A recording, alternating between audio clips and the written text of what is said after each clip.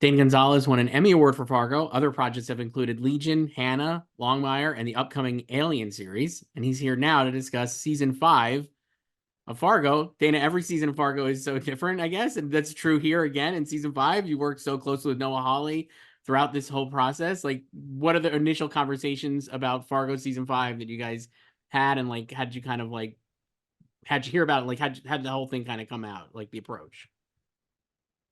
Yeah, every single season, Noah and I get together and talk about it and discuss, what the look may be and throw ideas around and it kind of hone it in during the prep and Noah always has an idea, an idea that kind of spawns some other ideas and then I do visual references and shoot tests and kind of hone it in together and we find the look, yeah, and it's really a process that we both do, and every season is a different story, different characters, and it's like basically a pilot. Every season we're shooting a pilot episode and building new sets and new production design, new wardrobe, and we kind of build it that way.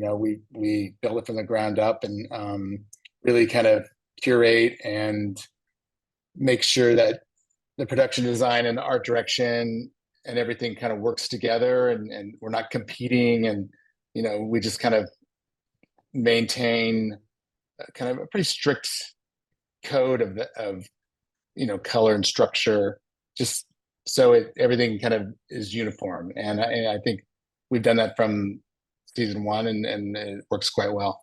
So what were like for this season, what were some visual references you had when you guys were, talking? It definitely started with some photographs, and it's every season it's based in some Cohenism world, and there's you can't help but talk about No Country and Fargo, the movie itself, and every season is steeped in several of the Cohen films, not just Fargo.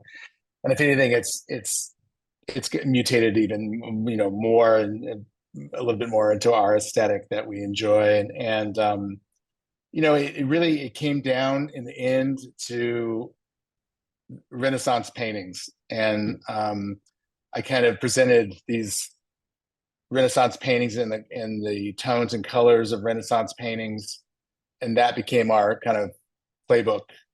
So Hmm.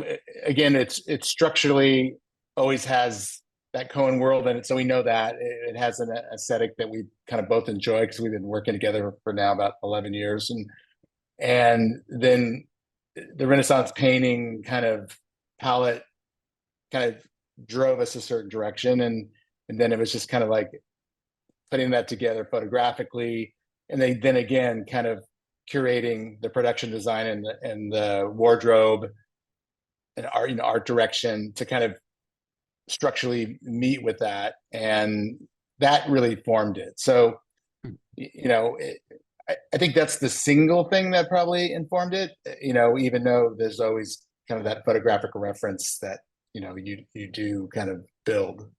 Right. Yeah, it's funny. I was like maybe recency bias, but I felt like this season two, very like a lot of connections to I mean, certainly Fargo, I felt like obviously, but I was like, oh man, this is Yeah. great. And I guess for you, is that like, I mean, you've done, like you said, like these every season is kind of like steeped in that anyway. But when you're doing like when the kidnapping and all these different things, I feel like are, or at least so like to me, I was like, oh man, this is like how I remember Fargo. I guess does that impact you at all? Or like at this point, not really, because you've been in this Cohen world, or like, for so long that you're able to kind of take your own, have your own thoughts on this, I guess.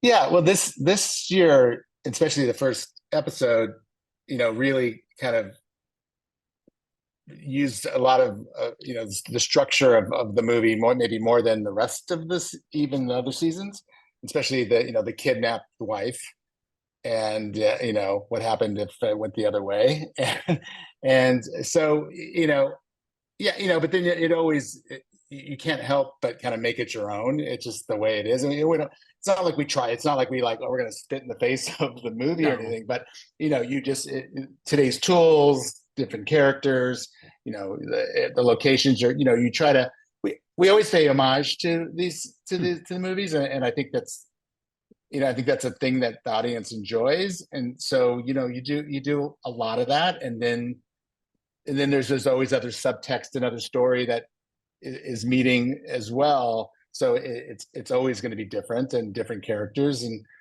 so it's nice to lean on the movies and know that those are such great moments and things like that. Making season one was always, people like, don't do it. It's like you can't deal with that. But after season 5, we successfully done it, and I think this year, maybe it's got more callbacks to the movie maybe than all the other seasons. Yeah, I mean, I think as fans of the show, like this season was very well received, so I think they're like into this, and certainly it's like a good thing. You mentioned like the all the different things you're doing, like in the pre-production aspect, and this season is set in 2019, which is a very specific time period, and obviously that would impact the production design and like maybe the costumes, because it is a period, even if it's like recent period. But I guess for you, Right. yeah, like how did you kind of like view that setting in terms of your visuals and like the approach? Again, it's just like, it's hard not to do a little No Country in there, and you pick kind of cars that work in that way. The wardrobe, and there's a certain, the Midwest thing, and the kind of like, our kind of perception of the Midwest, and so I think, it's 2019, we don't go like crazy. Of course, you don't want anything, you don't want a 2020 car, or, and then obviously pre-pandemic, I think was the big one. Like, Yeah. how do you make the most modern day story, contemporary story with before, right before the pandemic. So that probably drove it a lot. But again, like, kind of the Midwest perception, and maybe not the big city. Maybe they don't, maybe they're a little behind. They don't have maybe some, even though today everybody has everything, but you can't help but kind of embrace a little bit of that. Even the small town, the PTA, all these things, and then suddenly you are kind of taking the modernness off of it, and yeah, and I think even with maybe the look this year and everything, it kind of then brings it into a certain period, even though it is kind of modern day. Yeah. Yeah. I mean, I think it really works. You mentioned like the PTA, the opening of the season. In that first episode, you have that great scene when there's just a war in the PTA, and I'm like, I could definitely see that Yeah, happening. Certainly, not a leap of yeah. faith to imagine a PTA meeting devolving in that fashion. I guess I just find that whole sequence so great, and it seems like again, like this, it's like an action scene. You know what I mean? It's like a big, set, a set piece basically right at the top. I, like, how did you kind of approach that and like kind of make all the parts work together? I guess that's how all the moves and stuff that are happening in that scene. Yeah, it's one of those things you talk about probably a lot in the prep, and try to find the right location. And it's a tough one. And putting a Technicrane inside this building that really is impossible. We're shooting in Calgary. There's only X amount of schools that we could probably get on that particular day. And then finding out like how many. It's a high. It's, I think we shot it at 300 and something frames a second, 360 or something like that. So it needs a lot of lights. With a phantom camera that is, you got to give it a lot of light. So, and then now I got to put basically the very low ceiling, so I'm putting lights in frame, and so there's a lot of things that kind of force it a certain way. The cameras kind of come in around about 200 something degrees, and so not make it, of course it looks, of course it's lit because you see the lights, and it's got to be lit, but try to make it kind of high speed lit in that space, and not look overlit or lit incorrectly for the amount of light you need. And then choreograph the fights, and try to, when you're doing that frame rate, everything reads, so you got to make sure that it all works. And so it was like a Technicrane on the stage, and it's just out of frame, and we're coming around and utilizing kind of like the maximum amount of range we can do in that space. And I think it turned out really well.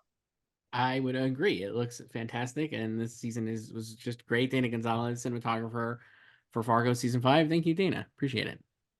Thank you so much.